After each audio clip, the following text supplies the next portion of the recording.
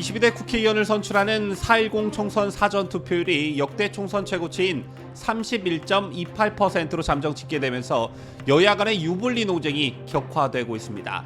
여야 모두 아전인수격 해석을 내놓고 있는 상황인데요. 보통 사전투표율과 관련해 그간 제기되었던 통설들이 가면 갈수록 그 설득력을 잃고 있다는 주장이 제기되고 있습니다.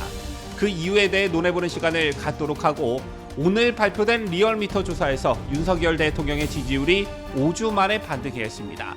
선거운동 기간에 실시한 대통령의 국정수행 지지도가 오름세를 보였다는 것인데, 이게 총선에 미칠 영향도 함께 분석해보는 시간을 갖도록 하겠습니다.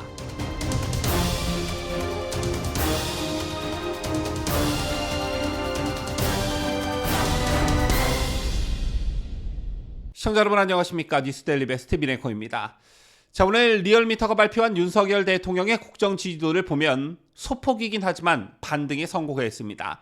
조사 기간은 지난 1일부터 5일, 그리고 대상은 유권자 2,511명이었는데 윤 대통령의 국정수행 지지도를 조사한 결과 전주보다 1%포인트 오른 37.3%로 나타났습니다. 물론 1% 상승에 불과했으나 이게 어떤 의미를 지니는지 잠시 후 분석해보기로 하고, 자, 일단 권역별로 보면 인천, 경기에서 4.8%포인트, 서울에서는 3.3%포인트 오르는 등 상대적으로 수도권에서 상승세가 컸습니다. 자, 이번 총선에서 수도권이 굉장히 중요하다라는 것은 두말하면 잔소리인데, 이런 맥락에서 매우 고무적이라고 보고요. 다만 대구, 경북 4.9%포인트 하락, 부산, 울산, 경남의 경우도 2.8%포인트 하락했습니다. 자, 이것과 관련해선 텃밭에서의 민심 이반을 인지했는지는 모르겠으나 윤석열 대통령 또한 사전투표 장소로 택한 곳이 부산이었죠. 자, 어쨌든 총선 선거운동 기간에 발표된 대통령의 국정 지지도 여론조사에서 지지율이 하락세를 멈추고 반등했다라는 게 갖는 의미가 무엇일까요? 자, 아시다시피 현재 민주당은 정권 심판론을 전면에 내세우면서 윤석열 대통령에 대한 전방위적인 비판을 하고 있습니다. 그런데 그 수준이 비판 수준을 넘어 거의 협박 수준에 이르고 있는데요. 지난 주말에만 보더라도 더불어민주당 이재명은 회초리대로 안 되면 권력을 빼앗아야 한다, 이렇게 말했습니다. 다시 한번 탄핵을 암시하는 발언을 했다, 이렇게 보여지는데, 자, 이처럼 투표일이 가까워오면 올수록 민주당의 또는 조국 신당의 대통령에 대한 비판 수위는 점점 높아져 가고 있습니다. 자, 이건 선거 때마다 등장하는 정권 심판론이라는 차원을 넘어 거의 죽이자고 대드는 형국인데, 자, 이런 상황 속에서도 대통령의 지지율이 선방했다는 것은 나름의 긍정 신호다, 이렇게 말씀드릴 수가 있겠습니다. 특히나 서울 그리고 경기, 인천에서 상승세가 컸다는 점, 이것도 굉장히 고무적이라 볼 수 있겠고요. 지난 금요일과 토요일 양일간 실시된 사전투표에서 투표율이 역대 총선 최고치인 31.28%를 기록한 것을 두고 이런저런 분석이 따르고 있습니다. 여야 모두 자기들에게 유리한 쪽으로 해석하고 있는데, 우리가 지난 역대 선거에서 사전투표율과 관련해 가지고 있는 인식 또는 통념, 통설 이런 것들이 있었습니다. 예를 들자면 젊은 층 참여 성향이 높은 사전투표율이 올라가면 민주당에게 유리하다, 이런 것이 있겠고, 중간 심판 성격을 갖는 총선에서 사전투표율이 높은 건 정권 심판론에 대한 국민적 열기가 상당하다고 볼 수 있다, 이런 말들, 또 이런 인식들 여러분께서도 가지고 계실 거라 생각합니다. 자, 이런 인식과 통설들을 활용해 민주당은 정권 심판론에 공감한 유권자들이 대거 사전투표에 참여했다, 이렇게 주장하고 있습니다. 만약 민주당의 예측이 맞는다면 이번 총선 본투표 하나마나 민주당의 압승으로 끝나겠죠. 하지만 절대 그렇게만 볼 수 없다는 것입니다.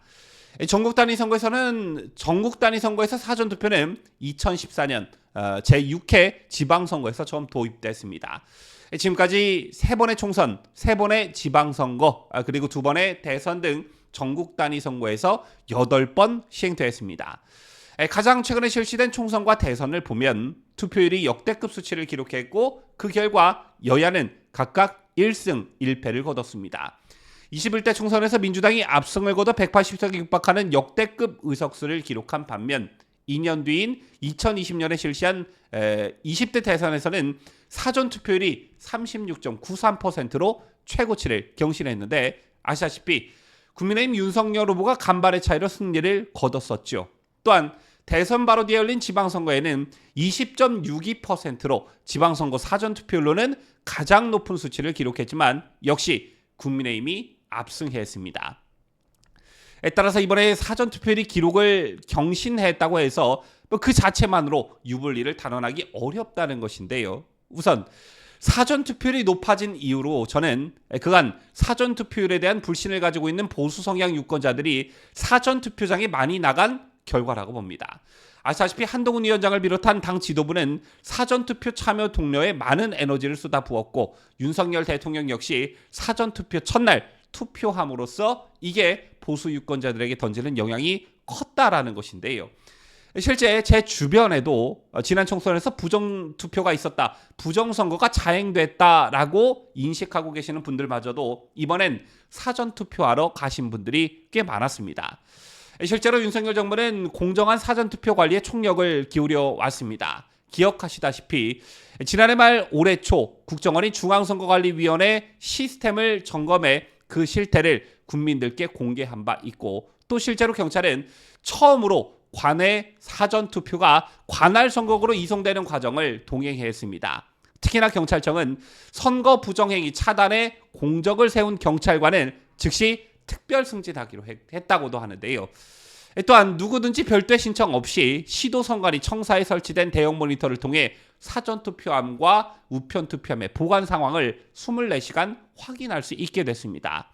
각 정당이나 시민단체 관계자들이 사전투표함 개봉 등과 같은 부정한 행위가 발생하지 않도록 감시할 수 있도록 한 것인데, 이처럼 경찰과 정당 관계자 및 일반 시민들이 이중삼중으로 사전투표가 부정선거로 연결될 가능성을 차단하는 시스템을 구축을 해놨고, 그 결과 유권자들의 부정선거 의혹 등과 같은 의구심을 일정 부분 해소하는 성과를 거둔 것으로 보여집니다. 물론 선거가 최종적으로 끝난 게 아니기 때문에 끝까지 한치의 부정선거 의혹이 일어나지 않도록, 또한 보수 유권자들을 사전투표장으로 이끈 게 정부이니만큼 끝까지 긴장감을 놓아서는 안 되는 일이겠지만, 어쨌든 결론적으로 보수 성향 유권자들의 사전투표 참여가 투표율을 끌어올리는 그런 요인이 되었다, 이렇게 보여집니다. 자, 그리고 또 한 가지, 사전투표율이 높으면 민주당에게 유리하다, 이런 통설을 어떻게 볼 것이냐라는 점입니다. 사실 이 분석과 통설의 근거는 사전투표의 편리성 등으로 인해 사전투표에 젊은 층이 많이 참여한다, 고로 젊은 층에서 상대적으로 지지세가 높은 민주당 또는 좌파 정당에 유리하다, 이런 것인데요. 하지만 꼭 그렇게만 볼 수만은 없다라는 것입니다.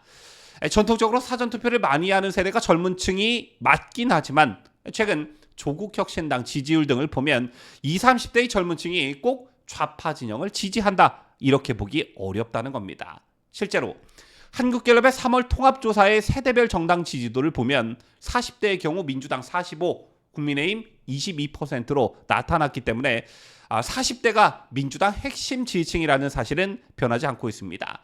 하지만 2030 세대의 경우 다른데요.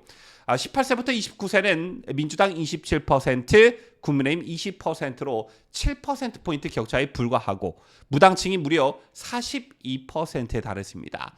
그 다음 30대는 민주당 32%, 국민의힘 28%로 격차가 4%포인트로 더 좁혀졌고 무당층도 28%나 됐습니다. 따라서 이런 지표들이 의미하는 것은 2030 세대가 사전투표장에 많이 나갔다고 해서 민주당에게 유리하다, 이렇게 단언할 수 없다는 것입니다. 더군다나 선거 막판 불거진 민주당 공영훈, 양문석, 김준혁과 관련한 논란의 경우 젊은 층 유권자들이 예민하게 생각할 수밖에 없는 부분이기 때문에 더욱 그렇다는 것이죠. 그리고 마지막 한 가지 더 짚어볼 게 있는데, 그게 뭐냐 하면 사전투표율이 본투표를 견인한다고 봤을 때 위기의식을 느낀 보수 성향 유권자들이 대거 본투표에 임할 가능성입니다. 즉 본투표를 반드시 꼭 해야 할 동기부여가 생겼다는 것인데요. 더군다나 총선의 경우 비례대표를 별도로 뽑기 때문에 투표의 중요성을 누구보다 잘 알고 있는 보수 유권자들이 본투표하러 갈 가능성이 저는 매우 높다라고 봅니다. 따라서 전체적인 그림을 그려보자면 그간 총선 등 선거에서는 사전투표에서 민주당이 절대적으로 유리했으나 이번 총선에서는 사전투표에서 비등비등 또는 살짝 열세로 보는 게 맞을 듯하고 본투표에서 강점을 나타내는 경향이 그대로 유지된다면 이번 총선 전망 절대 어둡지 않다라는 게 저의 관측입니다. 지금까지 저는 자유대한민국을 소화하는 뉴스데일리 베스트 민앵커였습니다.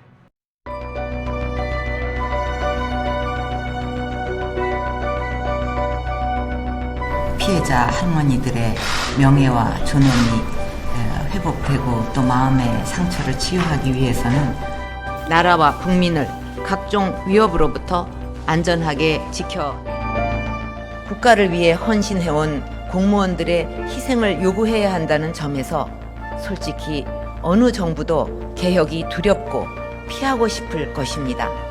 그러나 매년 막대한 국민 세금이 투입되어야 하는 상황을 그대로 방치할 수는 없습니다.